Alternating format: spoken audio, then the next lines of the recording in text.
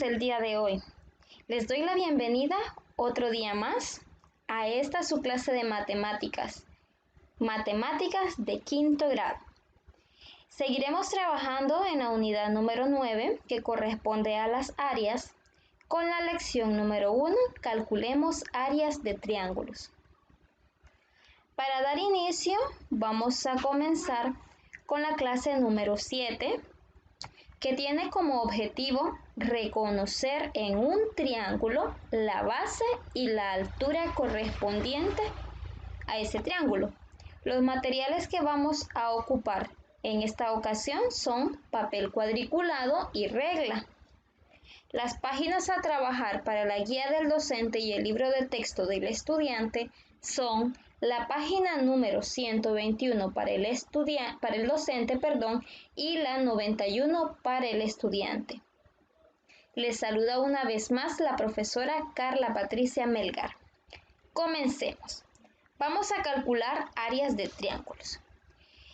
En esta ocasión tenemos la continuación del ejercicio del piso de las aulas de un zoológico. Entonces ahora me están diciendo que el piso de la jaula de los pájaros también tiene forma triangular. Y me están preguntando que cuánto mide esa área. Para empezar, lo que tenemos que hacer es pensar si se pueden encontrar el área con los datos que nos dan, es decir, los datos conocidos. Y vamos a justificar. Si se puede encontrar, vamos a justificarlo. Si no se puede encontrar, también vamos a justificarlo. Entonces aquí nos dan la forma que tiene el piso de la jaula de pájaros. Podemos ver que es un triángulo porque tiene 3 lados. 1, 2, 3. Y me dice que uno de sus lados mide 4.8 metros. Y otro de sus lados mide 6 metros. Pero no nos dan el otro lado de ese triángulo. Aquí no podemos decir que mide 6 o que mide 4.8. Entonces, recordemos que para calcular áreas de triángulo nosotros necesitamos conocer cuánto mide la longitud de la base y cuánto mide la altura. Y este 6 metros, este lado que mide 6 metros, no es la altura.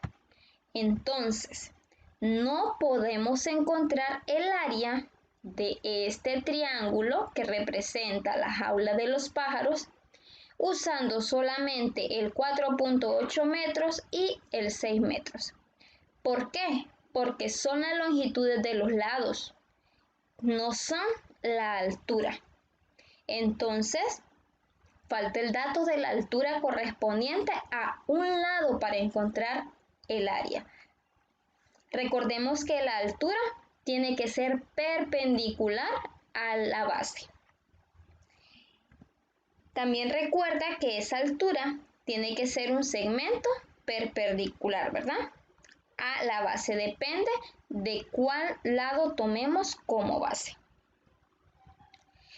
En la parte número 2 me dicen que encontremos la altura siguiendo las instrucciones. Entonces, para ello, vamos a seguir los siguientes pasos.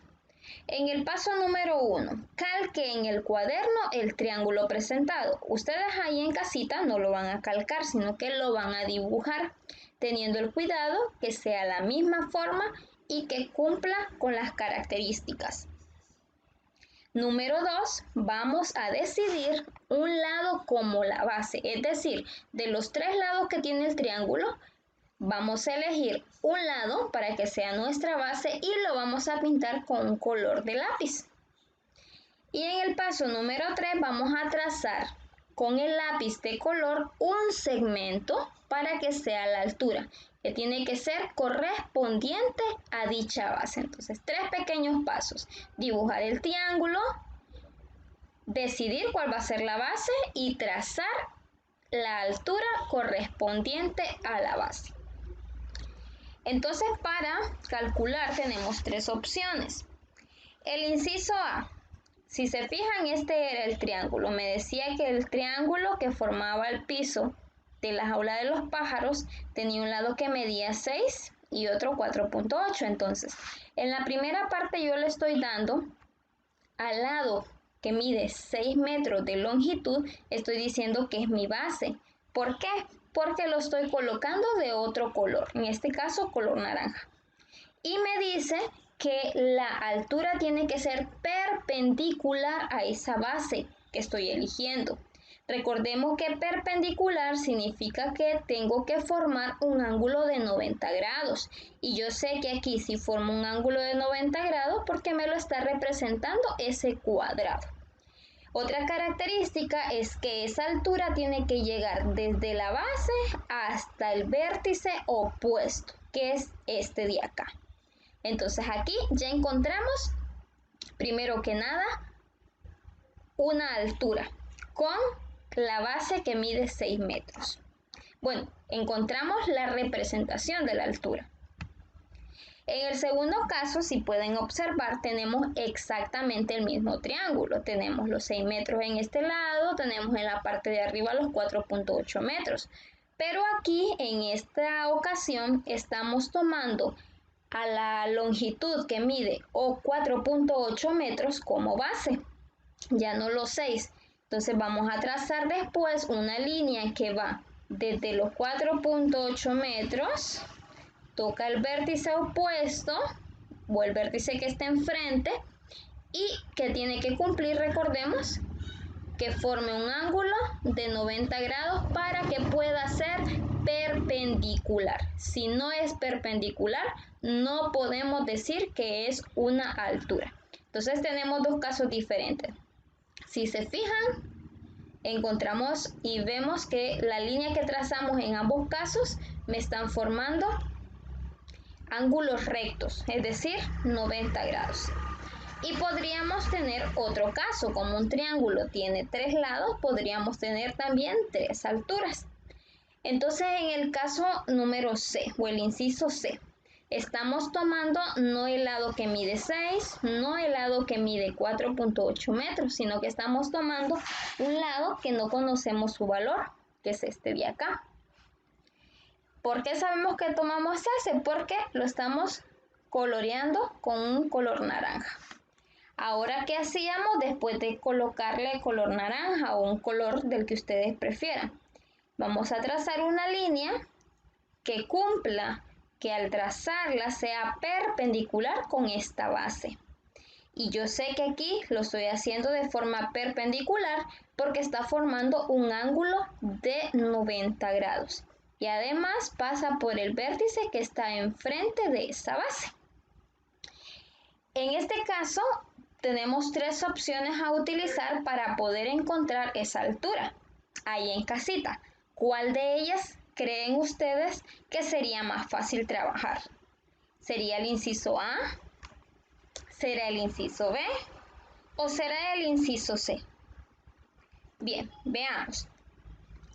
No es adecuado usar el caso C. En esta ocasión no lo podemos utilizar porque no sabemos la longitud de la base. Les decía cuando empecé a explicar en el inciso C que habíamos seleccionado esta parte para encontrar la longitud de la altura. Pero no vamos a poder hacerlo porque yo también en este caso desconozco cuál es la base. Entonces, para poder encontrar un valor de una altura, yo necesito conocer obligatoriamente el valor de la base.